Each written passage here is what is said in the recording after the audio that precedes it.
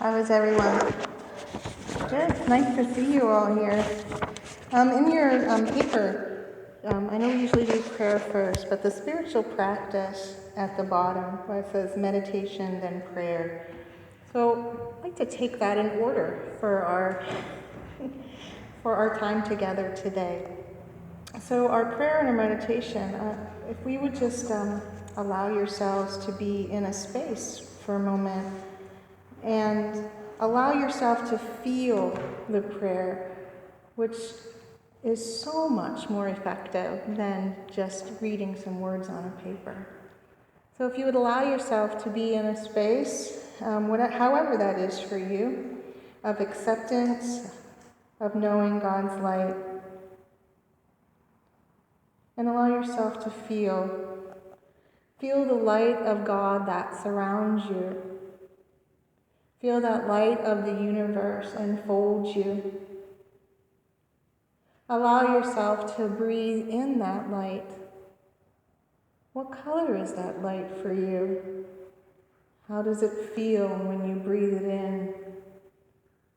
Allowing it to go through your entire being. With each breath, allowing it to flow from your lungs, through your veins,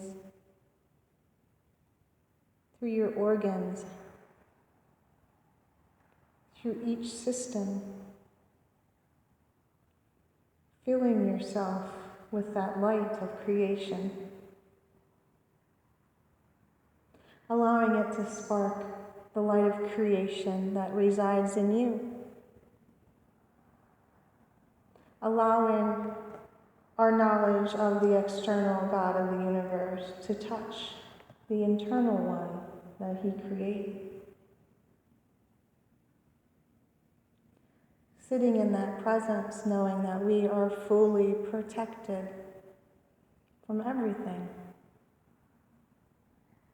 We are fully loved. We are fully watched over. We are fully a part of that creation of divine.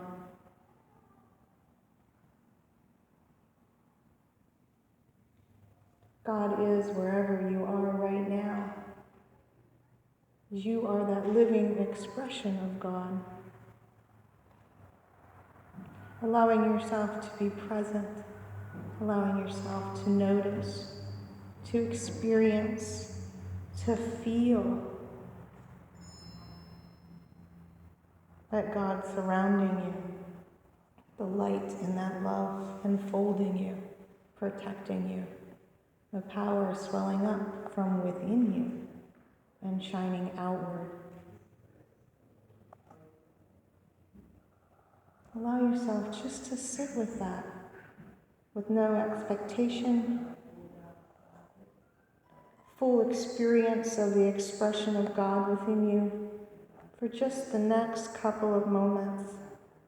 Allow yourself to breathe in that goodness, that light, that love, and that power.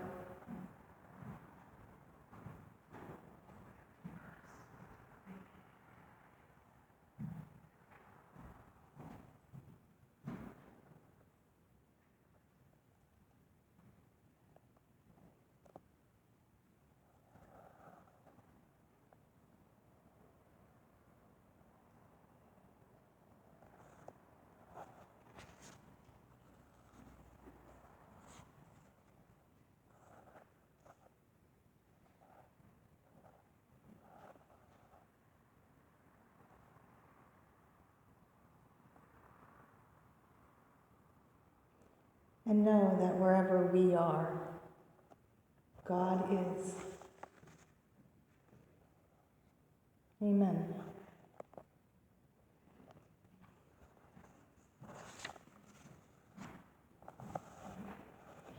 You know, each month we have a theme at Unity, and this theme is affirming your good this month.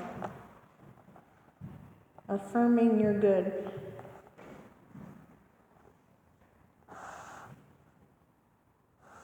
And the first principle on the little blue paper that you can find on the desk out front as you walk in It says God is absolute good, and everywhere God is present. And if everywhere you are, God is, well then how could you not be good? How can you not know that? And yet, in this reality, in this walk that we've chosen for ourselves, sometimes it's hard. Sometimes it's very hard. I have a friend who recently just went on a 10-day silent meditation retreat. And that particular one's called a Vipassana. And it's a particular style of meditation that's taught. And you truly are silent for 10 days of that time, and you immerse yourself into those lessons and that being. And as I understand it, the main lesson is that when you are fully present, when you can allow yourself that presence of the now moment, then you know that God is where you are at that moment, because you're not being distracted by the world. And for some people, for a lot of people, because a ton of people go to this thing, there's actually a waiting list that takes 10 days of silence to get themselves to that point. And to realize how God is working with them. You know, to allow yourself that space of quiet. So my question was, well, why do you need to go be quiet for 10 days? Why can't you just notice what's happening around you every day? Because really, everything that happens, God is involved in. You can't get away from it. And his response was, it was so hard for him, even quiet, to make his brain go to just to notice himself in that moment. So even when you have this space, you know, it can be hard. And I know those of you that have heard me talk before, I talk a lot about allowing yourself just 3 minutes. Just 3 minutes, because they've actually measured scientifically that 3-minute mark in our chemistry is what we need. And they can see a difference in our own physical chemistry when we allow ourselves that presentness for 3 minutes. And how beautiful is that? And I love that it's a 3, because there's so much symbolism around the 3 in terms of when we're talking about creation. Which brings me to another interesting point. My friend called me right as soon as the retreat was over. And the remark was and then they do give them, they have nothing the entire 10 days except a little alarm clock that will let them know what time it is and what date it is, because you really truly lose track of everything. And the 333 on the clock kept arriving. And I thought, how perfect is that? And it doesn't matter what it is. For him, 333s are an amazing connection. So what is it for you that's an amazing connection, though, that allows you to know that Spirit lives in you and with you all the time? And allow yourself to notice those things in your everyday lives. You know, is it that you saw the particular butterfly? You know, is it that a cool breeze came by, you know, on a 90-degree day and you felt that? And you were allowed to just sit with that. I know a lot of people use the example of a sunset, especially around here, because we do have very, very beautiful sunsets, you know, and to look at that for just that couple of moments allows yourself to be without everything else. It's just you and that sunset for that tiny amount of time. And how amazing is that? And in those ways, you can reaffirm your absolute good. You know, because you can connect in that way. You don't need a lot of extra stuff. We all think we do. It's really fun to have extra stuff sometimes, actually. I mean, it really is. We like stuff. You know, so I wouldn't deny yourself those things. Understand what you do like, but then understand what it is maybe we don't need right now, and let it be okay. Even sometimes when it deals with people, which might be the hardest thing.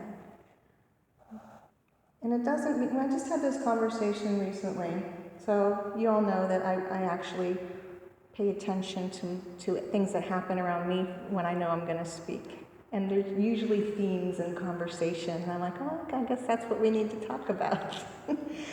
And the theme coming up for a lot of people is types of relationships, you know, and what do I do if somebody is yucky? And how do I handle that, especially if they're in my realm, in my world, you know? And sometimes, though, if we are good and Spirit lives in us, then they are good and Spirit lives in them. And sometimes the challenge is for people that sit in buildings like this and listen to people like me is to understand that we understand the world slightly differently. And that doesn't make us better at all, but to recognize that it's different and allow them their space of difference. So the conversations have gone, well, are they really, really evil, or are you just not matching up with them right now? You know, is it okay not to match up with them right now?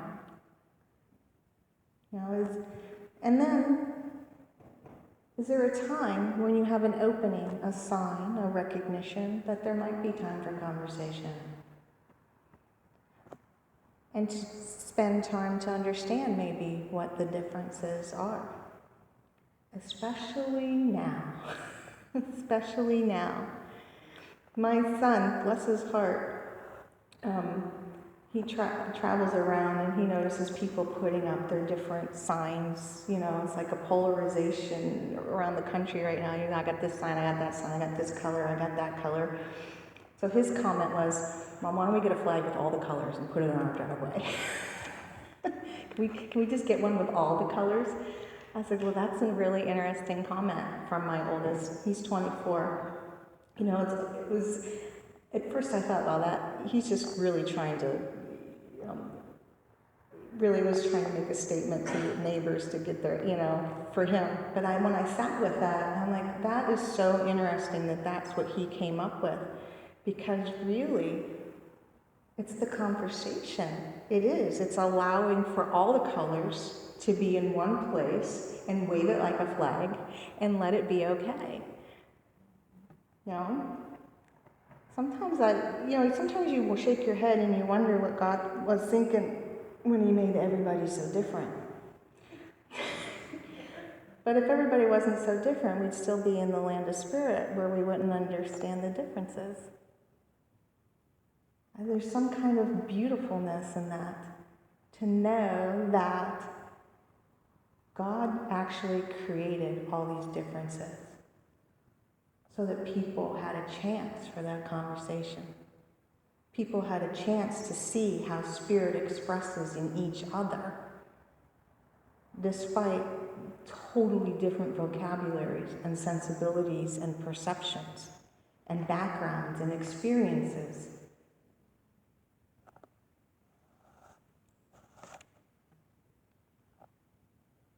It's kind of like, and I may have used this example here before, but it's one that's come up again the last couple of weeks for me, that if we take the ocean as a representation of our universe, of what God created, and you take a little dropper and you stick it in the ocean, and let's say you're going to put a drop on each little slide so you can look at it under the microscope.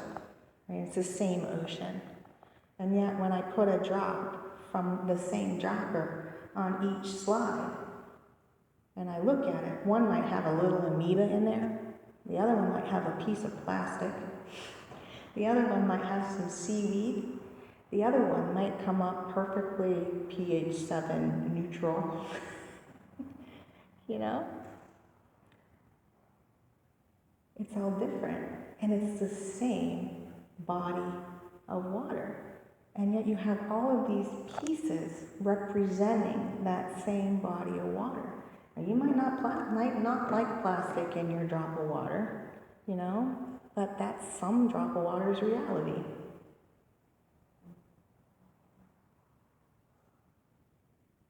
So if God is absolute good, and spirit lives in you, and you being the plural, then my goodness, that piece of plastic is still good, somehow. And how do we choose to see that? How do we choose to live with that? And that, I know for me, that's a struggle, because I don't particularly like nasty plastic in my water. You know? But if you look at it just the right way, it turns into kind of a kaleidoscope. You know, and you might get some pretty reflections out of that plastic in the water that we see.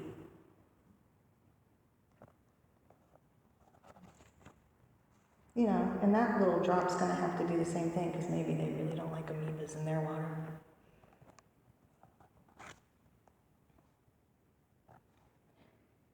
In the principles, it also says we create our experience through the activity of our thinking. We create our experience through what we decide our perceptions are.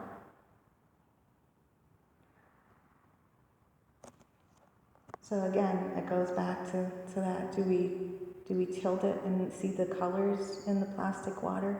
Or do we just label it nasty? And we get to decide. Now, I'm not saying there's not things in the world that can't be, you know, maybe smoothed out a little bit. But within those things, it's amazing to read the stories of brightness within the darkness. And I have to wonder, and this is where my mind goes, but if those things weren't going on, would these other people be able to shine and show that from themselves and that part to other people if there wasn't this other overlaying? So in some kind of weird way, all of that mixture, all of that ridiculous amount of grayness, you know, helps those bright lights shine through. And even, this says inner peace on your paper, one of the affirmation, because we go meditation, affirmation for our spiritual practice. And the affirmation of inner peace, with mind and heart centered, I am at peace. And I hear people now asking for prayers of peace. And I'll just throw out to you, if we need to know what that feels like inside of us, right? And if prayer is actually the feeling, if prayer is the feeling of what we know and the feeling of that connection with Source, with God, with creation, when we pray, are we feeling that and what it feels like for us so that it can be spread out? Or are we praying, I need a peace means this person doing this and this person doing that and this person doing the other thing so that this doesn't happen? So again, if light is in everything, we have to realize that light's in all of that, and for us to manipulate that is being a disservice to God. But for us to feel what that feeling is will spread. And they've done this. They've done this. They put people all in one place and have them feel what peace feels like to them with God. And that's it. They didn't pray for this to stop or that to stop or, you know, all that. They sat together and they felt peace with God. And in the vicinity of that, they could measure a difference in different things, like crime rates going down. If it was in a war zone, machine guns noise got put to a minimum. I'll throw that out there too, because I like when science backs it up. That's just my bent. But to know that Spirit lives in you in such a way that you can feel the things, and then when you affirm that good with Spirit directly, you can witness what happens. You can witness what happens. Instead of praying for A, B, C, D and trying to manipulate it through our own perceptions. Does that make any sense? And really sitting with that, and that's the next affirmation, is guidance. How does that just sitting with presence of Spirit guide you? Again, it's all internal. It's all internal. Spirit lives in you as much as it's an external force, consciousness, being, energy. That presence is all pervasive. You can't get away from it. You can't get away from it at all. When creation was created, all the little pieces made you. And if it all came from the same place, then somehow we were all part of that. We were all part of that same learning experience. The generosity in our practices is to realize that for ourselves, being generous with ourselves, that Spirit lives with us. And that you have that power to connect and to shine. And in that way, you can witness the experience of things around you. The service is living that out. And whatever the way that is for you, so everybody's different. If you get online now, the internet is full of different ways that people are trying to help the world. And can you fund me for this? Or could you maybe advertise that I'm doing that? And all of it's beautiful, but all of it's all over the map. I just read a young man when he was 16, going back to plastic in the ocean, read about how much plastic was in the ocean. He went on a diving trip. I think it was Greece, with his family, and there was plastic bags, like the grocery plastic bags in the ocean where he was with his family, and that really, really stayed with him. And now at 21, he has devised a system and has got some backing through governments and other sources for money to clean up parts of the ocean. And he was talking about how you have to get the plastic before the waves make it into itty-bitty pieces so that you can, he's done all from the time between 16 and 21, how much this young man has accomplished. But that was his feeling of connection with creation, and that's his service. Everybody can be so different. And it doesn't have to be big, like I get countries to help me clean the ocean. It could be as small as, could I hold that baby for you while you, because you dropped all your groceries, or let me help you pick up your groceries while you put your baby in the car, or, anything. I had a lady come to me that I did not even remember that told me, I told her 2 sentences once that changed her entire life, and she came back to me 6 months later, and my goodness, I don't know whether to feel bad or not, but I don't honestly remember the lady or the 2 sentences. I just don't. And yet, to allow yourself that connectedness with somebody else where you are in that space, to offer that for somebody else. And I know everyone has done that here, only sometimes we don't get the person coming back 6 months later to tell us. But it happens. And that happens when you understand that Spirit does live in you, and you are a total reflection of that. Total reflection. And the last one with spiritual practices is education. And that's your own. So what are you drawn to? There's no right or wrong way there. You're drawn to this building and this language and the unity and the 5 principles, and that's beautiful. And somebody else down the road is drawn someplace else. And somebody is drawn to just be themselves without being in a community such as this. And all of it is beautiful. It's just educate yourself in whatever it is that you've decided. And allow that education to seep in and allow yourself to change if you need. Because you're allowed. That's the other part of knowing that Spirit is living and breathing and growing and expanding. And that's what education is an allowance of that. So it doesn't have to be just books.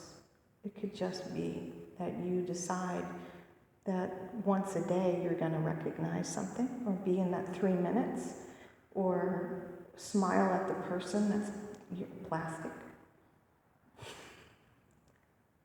Okay?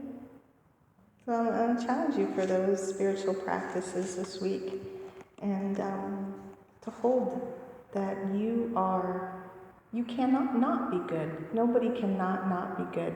They might not realize it, They might not be ignited in the same way you are, not have the same vocabulary, but and this is a hard one. Even the people killing each other believe they were in their right in their perception. How bizarre is that? Even the people doing the nastiness believe somehow that that is their calling. And that's hard. That is hard. But somehow, Spirit is in them, and they're working that out for themselves, just like you are working it out for yourselves.